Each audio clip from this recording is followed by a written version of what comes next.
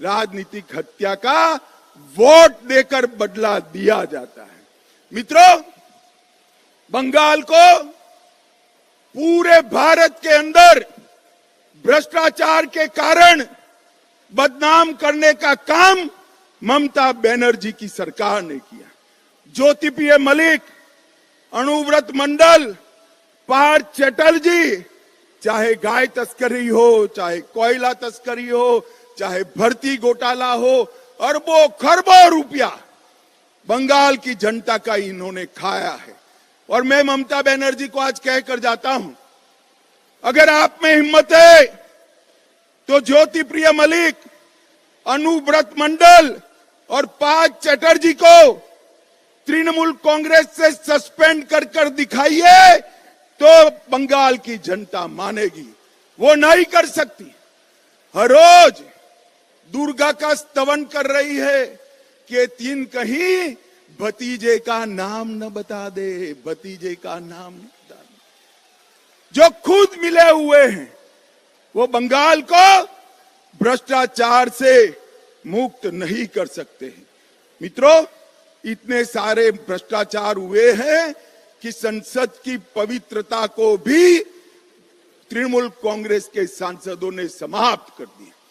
भेंटे लेकर, सौगादे लेकर सवाल पूछने वाले सांसद और वो पार्टी बंगाल और भारत का भला कर सकती है क्या? जोर से बोलिए, कर सकती है क्या?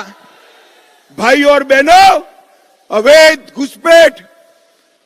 घुसपैठ चरम सीमा पर।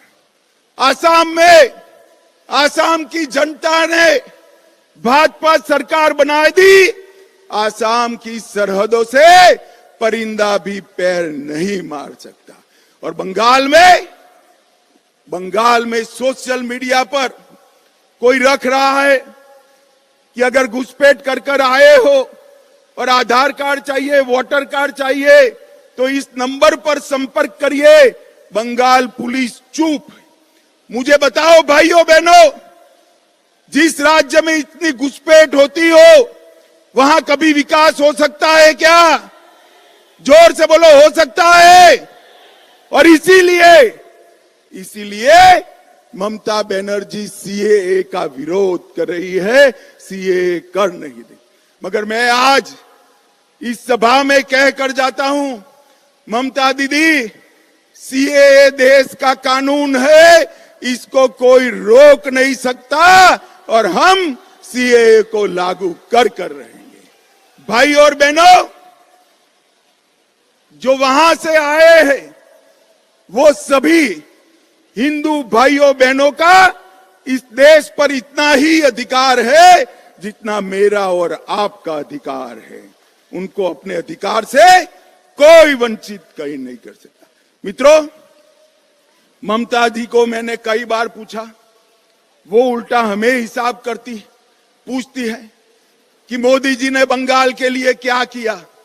ममता दीदी, आप मेरा भाषण जरूर सुन रही होगी। मैं हिसाब लेकर आया हूं, कान खोलकर सुन लीजिए, हिसाब लेकर आया हूं। जिस सरकार में आप मंत्री रही, यूपीए सरकार, जिस सरकार को आपने समर्थन किया, उसने 2004 से 14 में बंगाल को क्या दिया? ग्रांट इन एड और डिवोल्यूशन का सिर्फ 2 लाख करोड़ रुपया दिया। कितना दिया भाइयों बहनों, बोलो तो? और मोदी जी ने 2 लाख करोड़ के सामने 10 साल के सामने 9 साल में 6,70,000 करोड़ रुपया देने का काम नरेंद्र मोदी जी ने किया। और 1,80,000 करोड़ रुपया नरेगा में 3.5 गुना ज्यादा हमने दिया। आप धरना करती हो? जब आप मंत्री बनकर बैठी थी, मुख्यमंत्री बनकर सरकार का समर्थन कर रही थी, पैसा कम मिलता था। यूपीए सरकार ने 14,000 करोड़ रुपया दिया, मोदी जी ने 54,000 करोड़ रुपया देने का काम किया। और नरेगा, ग्राम सड़क योजना, आवास योजना, आजीविका मिशन और नेशनल आजीविका मिशन में 1,80,000 करोड़ रुपया देने का काम भारतीय जनता पार्टी ने किया है। और नेशनल हाईवे के लिए टोटल 70,000 करोड़, लगभग 16,000 करोड़ रेलवे में, बंदरगाह में 1,000 करोड़, सिंचाई के लिए 3,000 करोड़, कुल मिलाकर आपके 2 लाख करोड़ के सामने भारतीय जनता पार्टी ने 8 लाख करोड़ से ज्यादा रुपया देने का काम भारतीय जनता पार्टी। और ममता दीदी, जितना गुमराह करना है कर लीजिए। गत चुनाव में तो रैगिंग कर आप जीत गई, फिर भी हमारी 77 सीटें आई, 77। कहां 0, कहां 77। और इस बार 26 में रैली देखकर मैं स्पष्टता से कहने जाता हूं कि 26 के चुनाव में 2/3 बहुमत के साथ यहां पर भारतीय जनता पार्टी की सरकार बने। मगर इसके पहले 24 का चुनाव आ रहा है। आपने 19 में 18 सीटें दी थी। मैं आप सभी को करबद्ध विनंती करने आया हूं, इतनी सीटें दीजिए कि मोदी जी को शपथ विधि के बाद कहना पड़े मैं बंगाल के कारण देश का प्रधानमंत्री बना हूं, बंगाल के कारण।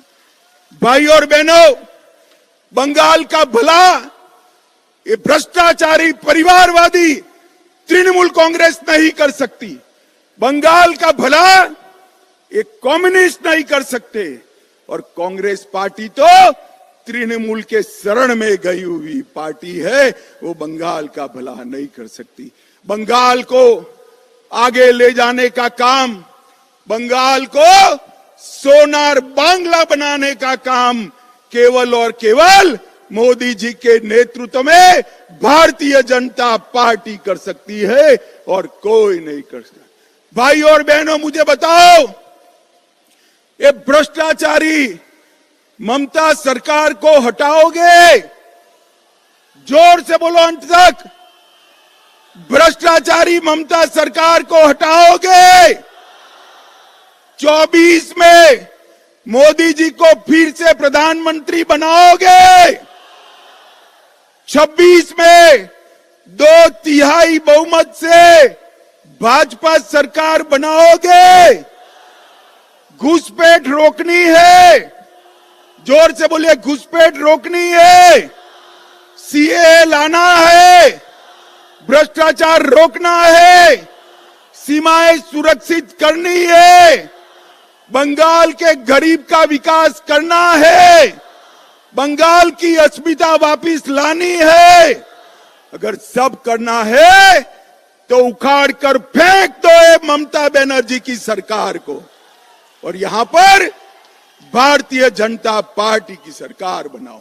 मैं बंगाल की जनता को भरोसा दिलाकर जाता हूं कि बंगाल का विकास मोदी जी की सबसे बड़ी प्राथमिकता बंगाल का विकास है। हमें एक ऐसी सरकार चाहिए जो मोदी जी को विकास करने के लिए अनुकूल भूमि तैयार करे। ममता बनर्जी मोदी जी को विकास नहीं करने देती है। भाई और बहनों, यहां कमल फूल की सरकार बनाइए, नरेंद्र मोदी के नेतृत्व में भाजपा सरकार बनाइए और 24 में फिर से मोदी जी को प्रधानमंत्री बनाइए। यही मेरा आप सबसे अभ्यर्थना है। नमस्कार। मेरे साथ बोलिए, दोनों